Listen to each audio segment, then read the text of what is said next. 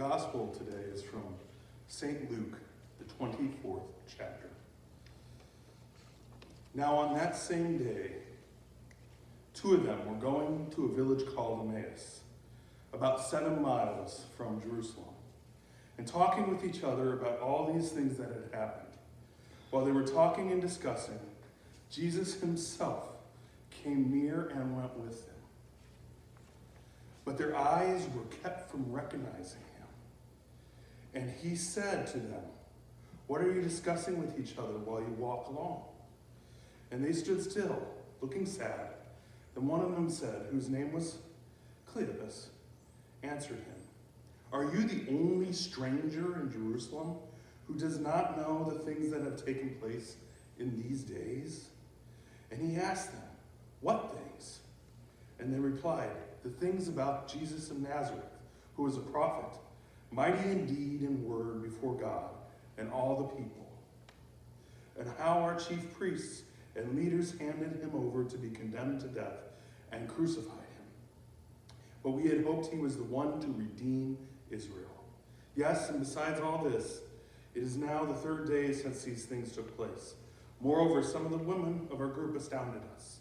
They were at the tomb early this morning, and when they did not find his body there, they came back and told us they indeed had seen a vision of angels who said that he was alive. Some of those who were with us went to the tomb and found it, just as the woman had said, but they did not see him. Then he said to them, "Oh, how foolish you are, and how slow of heart to believe all the prophets had declared. Was it not necessary that the Messiah should suffer these things and then enter into his glory?" Then beginning with Moses and the prophets, he interpreted to them things about himself in all the scriptures. And as they came near to the village which they were going, he walked ahead as if he were going on.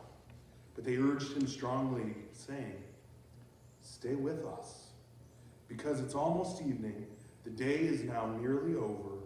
And so he went in to stay with them. And he was at the table with them.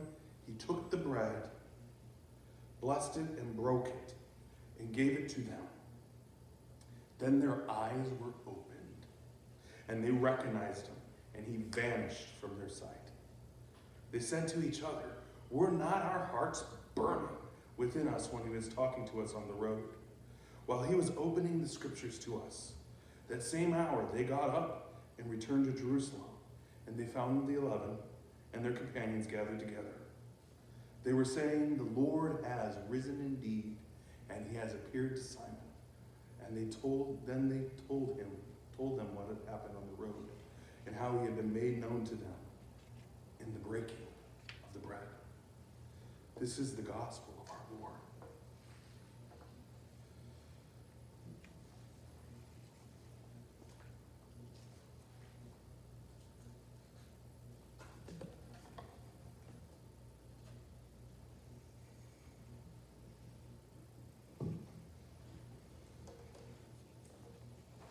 I have to say, and I think we all pretty much know this by now, it has been interesting times of late. Very interesting times. A lot of us are, well, not of us, I'm sure I would say all of us are in a stay-at-home order by now. But as I heard this text today, the road to Emmaus, I was reminded how Jesus meets us where we are.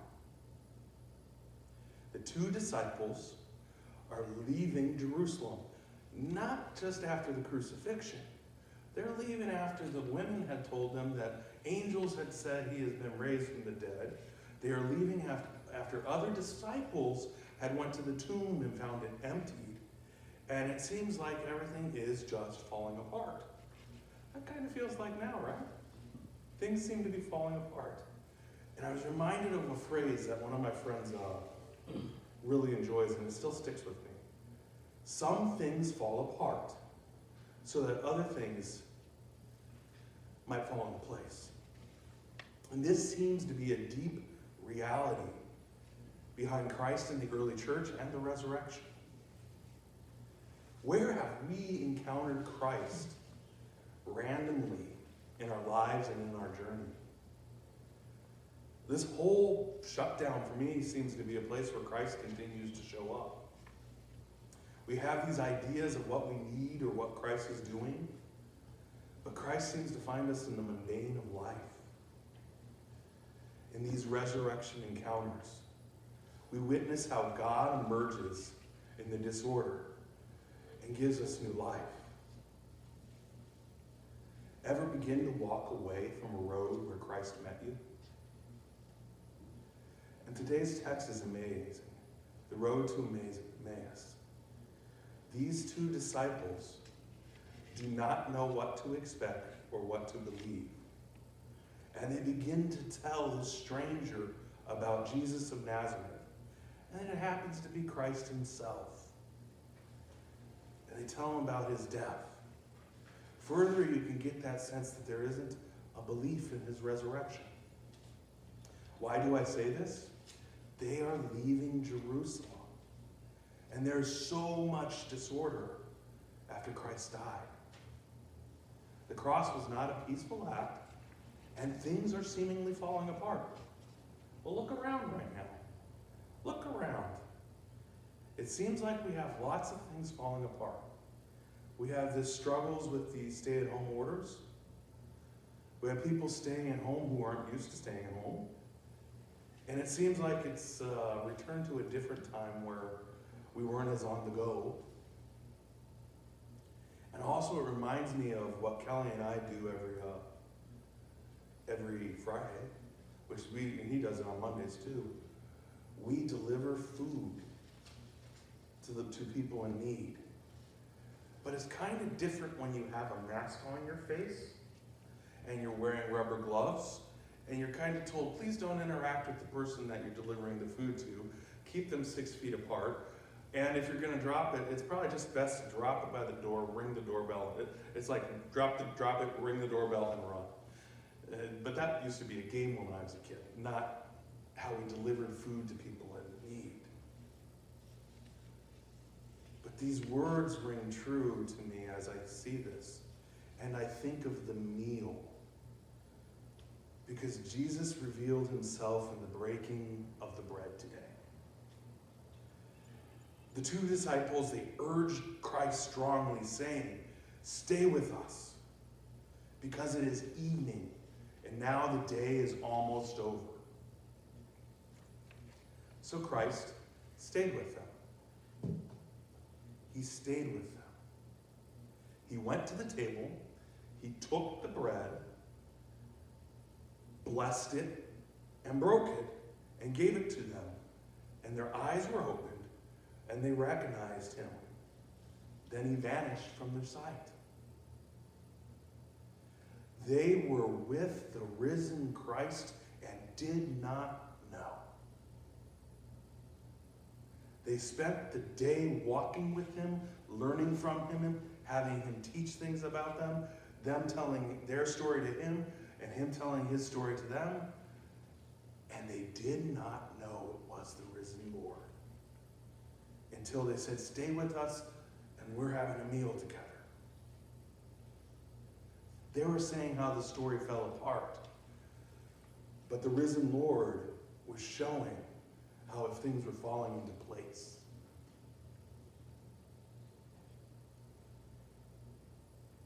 By Jesus and by this bread, we recognize Christ.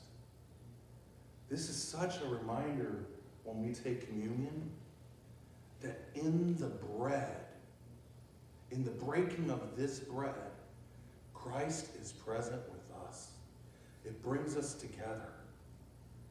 We don't always recognize Christ on the road, but when we come in and have a meal, we can see Christ there. As I drove from house to house, delivering meals to those who are hungry, this text took on such a deeper meaning. Realizing Christ is there as I dropped food in the breaking of the bread. And unlike Kelly on Friday, when I was going through South Wheeling, I drive by Ritchie School to deliver one meal. And I drove by during the time when there was a drive-through food getting for the kids in need. because it's a reality. A lot of our children live by the food they get from the school every week. And they're getting a week of food to feed people in need. This pandemic hasn't been fun, has it? Many of us are not doing what we normally do, but I think it's been eye-opening to me. As I think about those meals where I saw Christ, I also think about the people who are out there serving in amazing ways. And I'm going to give examples. First, I have a friend who has a very interesting job. You probably know a little bit about Marion Penitentiary in Ohio. If you don't, let me let you know this. They have 1,800 cases of coronavirus in the prison. And one of my close friends from seminary is the only prison chaplain there. So as my brother called me to tell me my other friend was in a place with 1,800 cases, I had picked up the phone and said, I need to talk to my friend. I need to hear his story. I need to care for him because what else can I do? And as I called him, he's telling me, we're not making really any visits to people in the cells because they got the virus. But he found himself getting called in to do laundry and cooking food. Because in prison, the inmates usually do that. Well, they were in a lockdown, so that's what he had to do as a chaplain. Serving them as Christ and other duties as assigned. But it also is good to hear those stories. So many people so many ways we can do things right now are find ways to help the helpers. To be there with people. I know other people who have lost friends to the illness in this area. I also just talked with a pastor who's losing a parishioner during this time. And he was able to do one final visit, but he had to suit up in a gown and a mask, and it was almost like a hazmat suit from what I understood. But imagine that, losing someone to the virus or a family member right now. The funeral isn't going to be that big because they have to follow social distancing guidelines. Who do we know who's been directly affected in that? It might just need a phone call. Because Christ is still present with them. And sometimes Christ is calling us to find new ways to help those helpers and to do things differently. Things fall apart and allow us to be Christ's disciples. Not as ones who are leaving Jerusalem who haven't experienced the risen Lord, but ones who have experienced the risen Lord and are finding ways to be Christ's compassion in the world. And sometimes I think in a time like this, the focus isn't really what can we do. It's more of asking that question, saying, our eyes have been opened, Christ. We know what you've already done through your death and resurrection. We know what you're continuing to do within the world. Will you be with us and in us to others? Will you stay with us and teach us to love? See, Christ revealed himself in the breaking of the bread. The disciples were on the road with him all day and did not recognize him. But I'm interested by something one of my colleagues said this week. I never thought of it this way before. Then I'm going to take these off for a second. When the disciples were perhaps eating with Jesus, and he took the bread, blessed it, and broke it, and gave it, what happened when he took the bread, blessed it, and his arms came out, broke it, and gave it? Did they see the wounds? Is that how they recognized him as the risen Christ? By his wounds? In addition, in that breaking of the bread? And it was such an eye-opener that I saw this because I was talking, it's a group of us pastors who talk about the Bible every week on Zoom now. And it was like, that was a moment that I never thought of it that way. They saw the wounds in addition to having the meal. Christ meets us in painful places.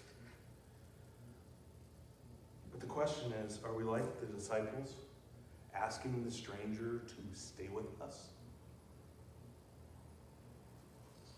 Are we like the disciples saying, come have a meal, I want to be hospitable to you. I've enjoyed my time with you on this road. Where the hidden Christ can become the revealed Christ in our hospitality. Today I want to end this with a prayer and a challenge. The prayer is simple, and the prayer I want you to pray with me and reflect this week is, Christ, reveal yourself to us in ways that we may help. Christ, reveal yourself to us in our work in ways that we may help. And when we see these ways to help, give us the power to carry it out. Amen. But now there's the challenge. Remember I said I only said one thing earlier, and that's all I'm going to do? When we see the risen Lord emerge from that prayer, or emerge in our life this week, when we see Christ and recognize Christ and take time to recognize it, I want you to pause and say, he is risen indeed. Alleluia. This is how we can see Christ in the world. I don't need to say those three words for us to say, he has risen indeed. Alleluia. Today in the text, it says as simply as this: the Lord is risen, and he showed himself to Simon. So this week, as we pray this prayer, realize the Lord is risen and is showing himself to you. Amen. Now I get to do one of my fun things.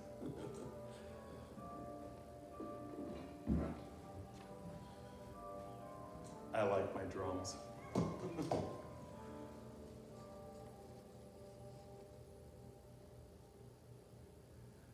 But you know what?